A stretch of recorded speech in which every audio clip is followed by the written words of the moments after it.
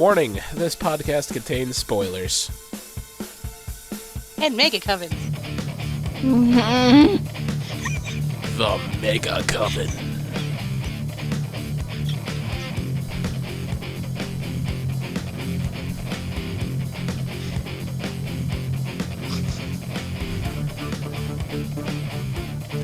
Welcome to the As Seen on TV podcast for Supernatural, Season 11, Episode 3, The Mega Coven.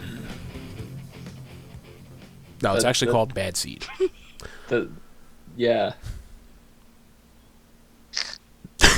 I'm your host, Mike, and joining me are the familiar faces Hi. of Hi. Hi. That's Dom. And Nikki. Just the wave. And Kim. Hi. So what's up? Angry Mega Coven. If she could throw something at me, I'm sure she would right now. You can see Nobody else is doing the wave with me? No, you know what? I completely forgot about the mega fucking coven until you mentioned it. I was actually quite happy going into this episode until you mentioned it. We were sitting on the couch watching this episode last night, and when she said, the Mega Coven, we both looked at each other, and Nikki's glare was just like... horrifying. I just couldn't come up with anything else. You No, were 300 years old, and you couldn't fucking come up with something better than Mega Coven. I think she's also out of the loop pop culture wise to see how lame that is. At least it wasn't the super mega ultra coven. I would go for that rather than just mega coven. It's like the Megazord. It was the running gag of this episode, because everybody looked at her like, you're dumb. I can't wait for Sam and Dean to find out about the Mega Coven. I don't think they're going to. Isn't it already dissolved before it started? Probably, Yeah, but it's done. I wanted them to hear the name just to see Dean's face. Oh, they'll eventually hear it. They got to, because it's got to go. I mean, they got... oh, my God. Maybe Baby will tell them. Nobody puts baby in a corner. Nobody. So, end of last episode, we have Cass laying there saying, help me. In this episode, beginning, we have Sam and Dean realizing that in order to cure Cass, they're going to need to track down Rowena. Mm-hmm. In order to, remove the spell. At the same time, Sam is musing that they need to track down Metatron. Because he'll know something about the darkness. He wrote everything down. Yeah, I mean, we haven't seen Metatron in a while. Have we seen him at all this season? I don't think so. No. I don't even think we've seen him in a flashback. Yeah, He's been no. mentioned. That's it. We've not actually seen him whatsoever. And if God was the one that locked the darkness away, which it certainly seems like, especially from the conversation Crowley and Amara? What's her name? It's Amara. Amara. Amara had with, it definitely seems like that was God's doing. So Metatron probably was around during that time. Yeah, I would imagine so. So did they give up looking for him and just go to Lucifer's? Probably not, but no. Anyway, we've already discussed that Rowena's trying to form the Mega Coven. It's like, I'm gonna make my own grand coven with blackjack and hookers. Crack. Yes. And boats. So she finds out from the 3 grand coven witches she's trying to recruit that Crowley is not dead. No. After making a deal with Sam to kill Crowley if she removed the Mark of Cain, which she did, and he didn't do, because Crowley not dead. Dean didn't seem too happy about that. Mm-mm. Well, Crowley and him are buddies. Not so much. Ish. They were. Yeah. They were buddies, but now Crowley's not answering the phone. Well, he's babying a child. Of course. Yeah. Friends do that. Sometimes they don't answer the phone. I never answer the phone. Don't ever try to call me. I was like... Don't ever try to call me. It's not going to happen. Try it right now. Not I gonna have happen. my can't. phone. Yeah, I that's what I'm saying. I'm not going to answer. My I'll phone's show you. across the room. I'll show you. I'll be like, oh, look, B's calling. Oh, but who calls me at 3 a.m. to keep me up and leaves a voicemail? Mike. I do that. I don't do that. A different Mike. A different. Oh, mic. yeah, they both do that. They both do that. No, I'll call you, and then I'll get mad if you don't answer when I call. I'm hypocritical. His long voicemail. B, why didn't you answer? B, why didn't you answer? Oh yeah, I'll leave a voicemail that takes up the entire length of the ability for me to call. So I don't know. Maybe Dean should start filling up his voicemail. You know, maybe that'll get Crowley to be like, "Hey, stop fucking leaving voicemails." You know, and then at least I'll hear from him. He'll probably show up, pull out a very large hammer, and smash Dean's phone, and then poof. That's not gonna work. Everybody knows that they have like 37 burner phones. Mm-hmm. Yeah, they do. They have the backup number and the backup to the backup number, and then they still have their father's phone, I think. Yeah, and they have like 4 cell phones that sit At this in the point, glove box. They probably have like 50 cloned SIM cards, so when they get a new phone, they just plug it in. It's like, oh, all our contacts. There we go. Yep. So Or they just have that good of memories. doubt it. Especially Dean, doubt it. Oh, man. I don't know, their contact list doesn't seem extremely huge, so... No, they know people know them. They don't know people. That's I mean, also true. Well, don't they have a bunch and- of the hunters in their phones? Well, yeah, but their list is getting shorter and shorter, so they don't have a lot of numbers to remember anymore. They don't have Kevin's number in their phone anymore. They don't have Bobby's. Because they're You know, dead. yeah, there's just a lot of numbers. You know, Joe and Charlie. Charlie. There's just they're dwindling down. Like, what do you do in that situation? Do they keep all those numbers in the phone? Like, they're not just going to go they through and delete might them. come back. I don't know. Yeah, you never know. I don't know. Swear to God, if Charlie comes back. I don't know. I keep people on my phone that I don't talk to. Same. Anyway, after Rowena's second attempt at forming the Mega Coven, she dodges an assassination attempt by Crowley, which puts her on Sam and Dean's radar. Mm-hmm. Because, you know, one lady gets her throat slit, the other escapes, and through one way, and the third escapes through a back door while chairs fling themselves at her attacker. That looked like a really nice restaurant, by the way. It did. Yeah. She likes high class stuff. I think we already realized that. Yeah, she does like high class. And I think we realized that as one really annoyed demon, because he just kept getting hit with chairs. I love the contrast of they're looking for Metatron, they're looking for Rowena, and it's like Rowena's going to be in these nice high class, restaurants, and Metatron's going to be eating waffles. He's I'm like, I was Waffle Houses. I immediately thought Waffle House. Why don't you guys go check out all the Waffle Houses? I don't Right. like Waffle Houses. They're in southern America. Like, And That's basically everywhere. yeah. yeah. I mean, even that restaurant Rowena was at probably has access to make waffles. They very likely do. But what's funny Probably is, not on the menu though. didn't they go to that restaurant looking for Metatron in the first place? No, they were looking for. I thought they were looking for signs of Metatron, and that popped up on their radar, and they went looking there. Well, they were looking. Yeah, that's what they were looking for. Metatron. They were just looking for disturbances. And Yeah. that popped up because they're like, oh, chairs went flinging? Huh, that doesn't sound normal. We should check that out. No, or it also sounds like her MMO. Yeah. Or MMO. Her MMO. Her MO. I added too many O's. Rowena's playing. You added too many M's. Rowena's playing Guild Wars. Whatever. Considering Rowena was confused by a GPS, I don't think an MMO is in her alley. Yeah, she's playing Guild Wars. So Totally. she gets She's caught. more like a Rift person to me. Yeah, she's a Rift She's out of person. the loop. She Did she get caught on purpose? Though? Astron's call. I don't think she got caught on purpose. I feel They like went she real old did. there. Because she knew enough not to keep the Codex and the Book of the Damned with her. I Keep think them that's together.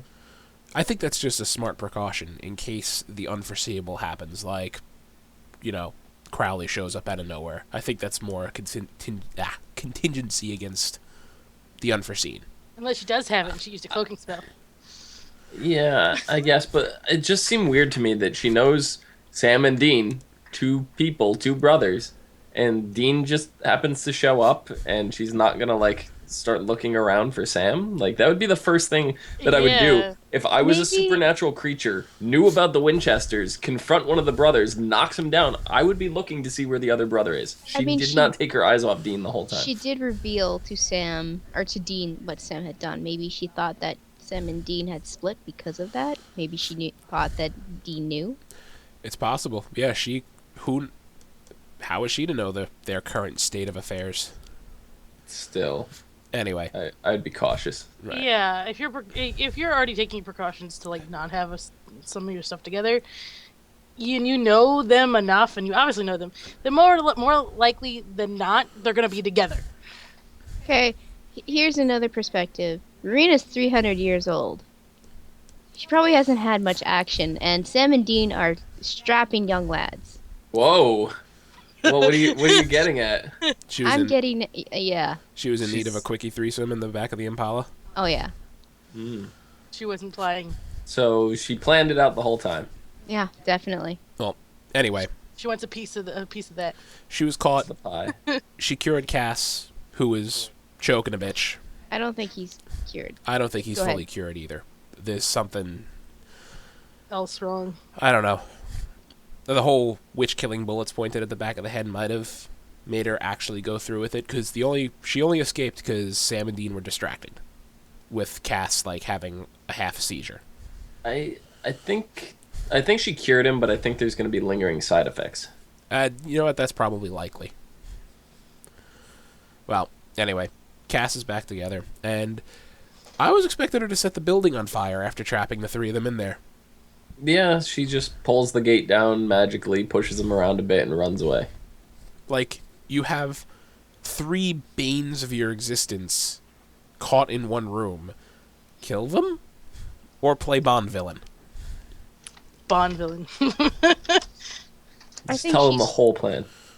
She doesn't I really agree. know about the darkness, so I don't know. I think she thinks she's going to be needing the Winchesters for some of her maniacal plans eventually. Yeah, I mean, she doesn't know anything about the darkness. She doesn't even seem clued in onto what's going on. She did ask, but they didn't tell. Yeah. they tell her. Right? She's like, oh, what horrible thing have you unleashed upon the world this time? This time. So, This time. This is what they do. It is what they do. Like we unleash the dark things and horrible evil things, and then we go and fix it. yeah, they stop the apocalypse to make things 10 times worse. Multiple times. Anyway, moving on to the other story that was going on here. Crowley. A.K.A. Uncle Crowley. Which I love. This is the whole best dynamic of this episode. I love that he's trying to dote on her like she's And- an actual little girl. I love as soon as I didn't mention it, but I was thinking he's pulling, a Fifth Element here and teaching her all of human history from a laptop. Yeah, and it's Oh, not yeah. even, it doesn't even seem like good human history. It's like all the terrible things with the world, too. So it's Well, he's a demon. like he's trying to persuade her, you know? Mhm. The thing is, she seemed confused because, I guess when she was locked up, God was this all heavenly, light, all good kind of thing, and then she sees all these disasters and humans torturing each other, killing each other, and she seemed confused, and she had to go talk to herself in the mirror. But I mean, I don't know if Crowley's actually doing the right thing by showing her the badness. This I episode don't made know. me question whether she's actually evil or not. I think that's what they want us to think. Yeah. That she's kind of a neutral ground. See, that's the thing, is I don't think she's evil at all. I think she's 100% neutral.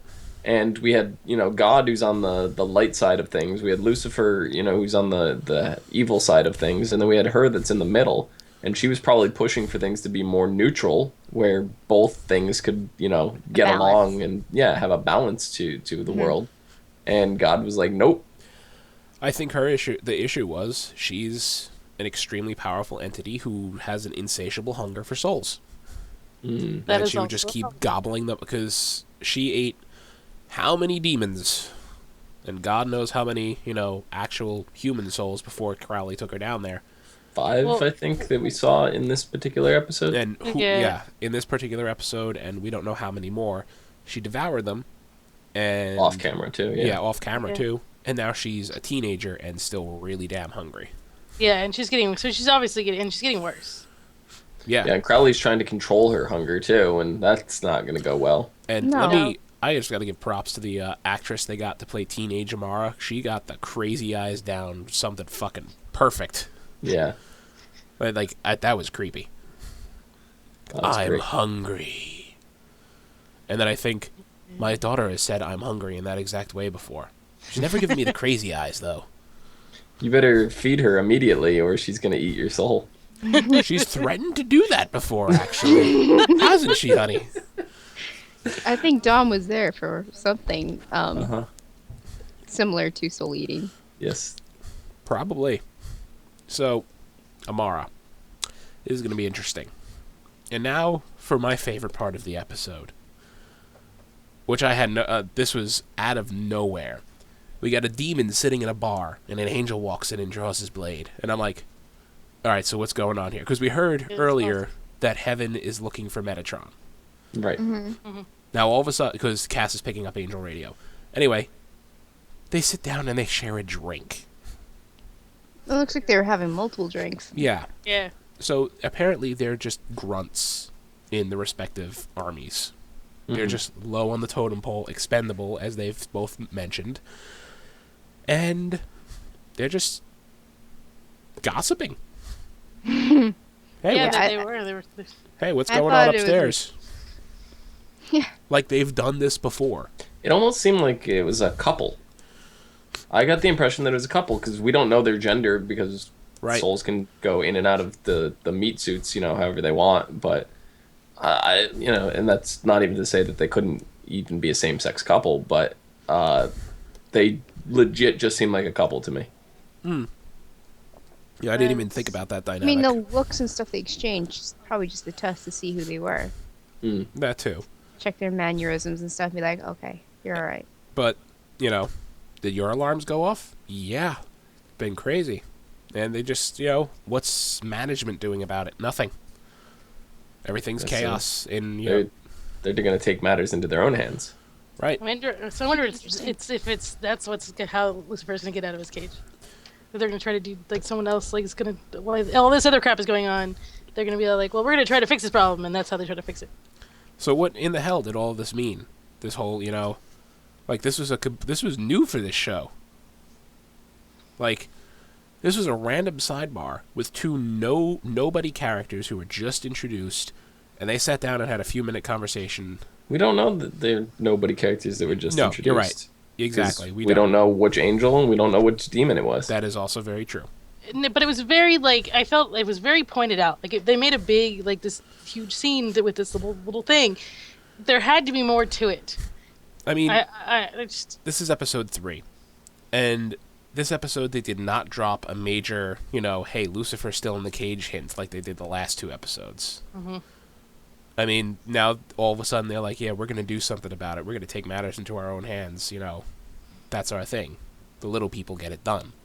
yeah. And Kim just mentioned, are they going to break him out of the cage? I think We know Metatron's it's gonna. do We it. know it's gonna happen. Mhm.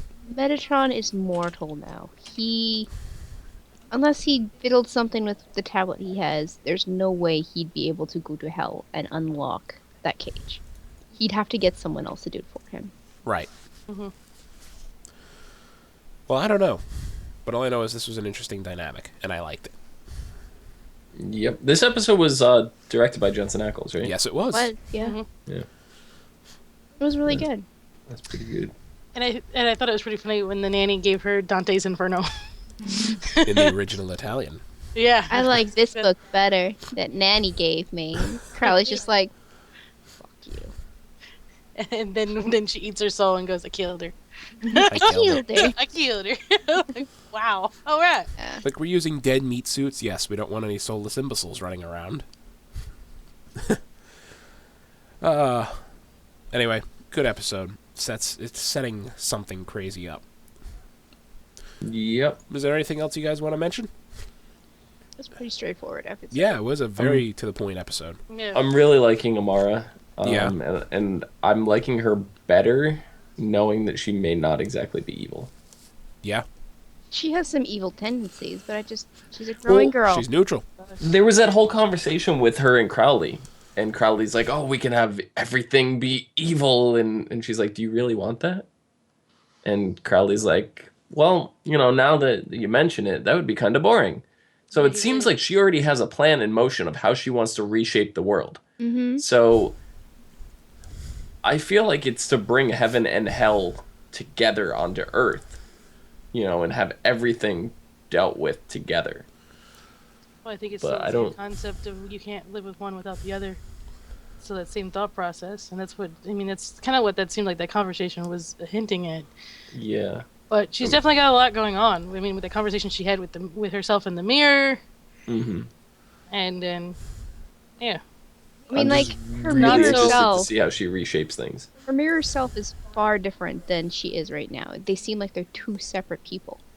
Yeah, she Yeah. was talking to herself. Well, it's the adult version of herself. She's still a child. And if you take yourself right now and look back at some of the dumb things you did as a kid too, you're going to seem very different from yourself. So, Right, and it's also her adult self from another time. yeah. Another place where, from what we can assume, angels, demons, and people didn't exist yet. Because I'm going to say right now, if I had a chance to meet myself when I was like 12, 13 years old, I'd slap the shit out of me. Yeah. Yeah, probably me too. Nah, I'd give myself the newest version, the newest generation of Pokemon and see what happens.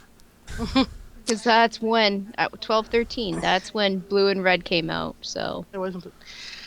My problem is yeah, I've thought about this before. Going back into changing things that just happened. Yeah.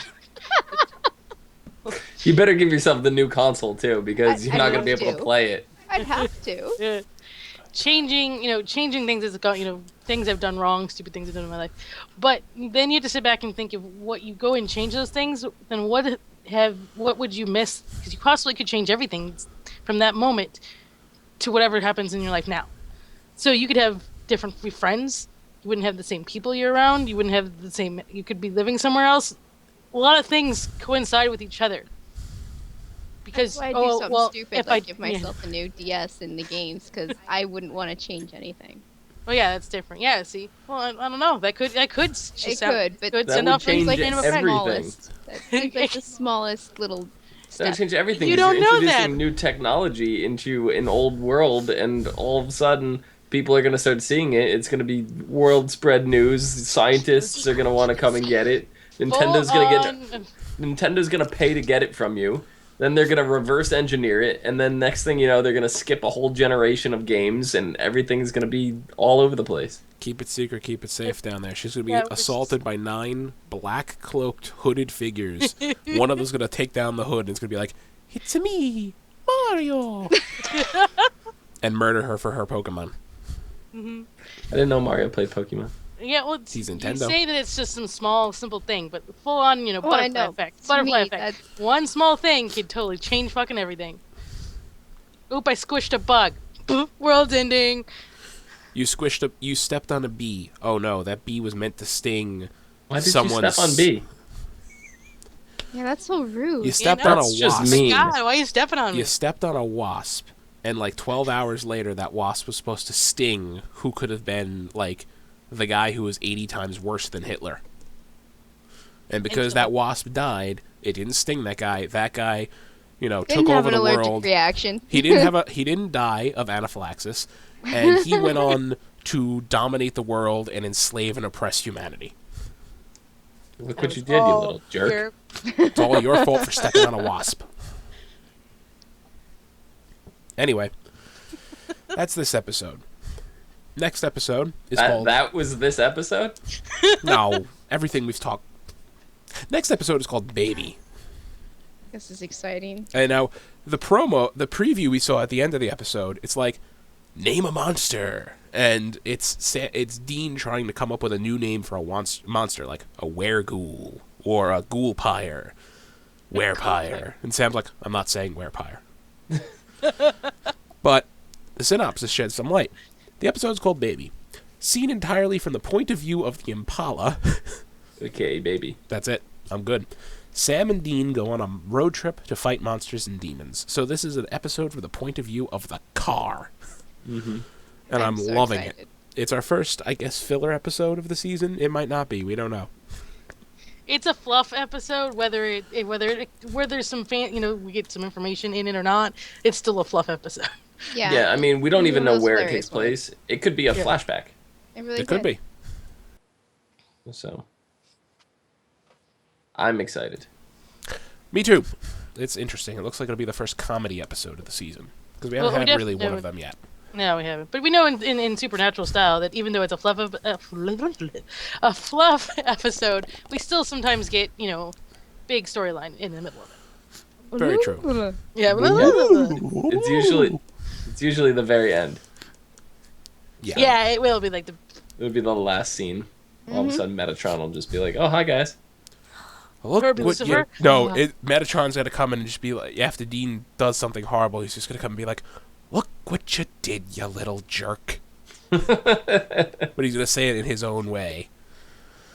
no, it's me, Lucifer. Or that. Bam. Just have- there. Lucifer. I'm back, bitches. Yes. That's exactly Better- what Cleo said. Better yet, the last monster. The monster is actually the werewolf Tyler from the Vampire Diaries. one. Anyway. Dom, where can they No find crossovers, please. You can find me down below at Phenomenon, PHENOMEDOM. Cool beans. Nikki? You can find me on Twitter, LadyVenom24. LadyVenom24. Where she shows you the most wide array of grumpy face. Like that. Kim, where can they find you? At HUFFITY, and no crossovers unless it's Super Hula. Just saying. Anyway, moving on. No Vampire Diaries. Supernatural, don't do it. Anyway, I'm Mike. You can find me on Twitter at Thilladrin. You can find all of us on Facebook, Twitter, Gmail, Google+, and MySpace, and YouTube, most importantly, at ASOTV Podcast. You can follow us at those places for some more podcasts or some of your favorite TV shows. I said MySpace. What? If you're watching live, you can join us in 25 minutes for American Horror Story. Thank you all for watching. Till next week.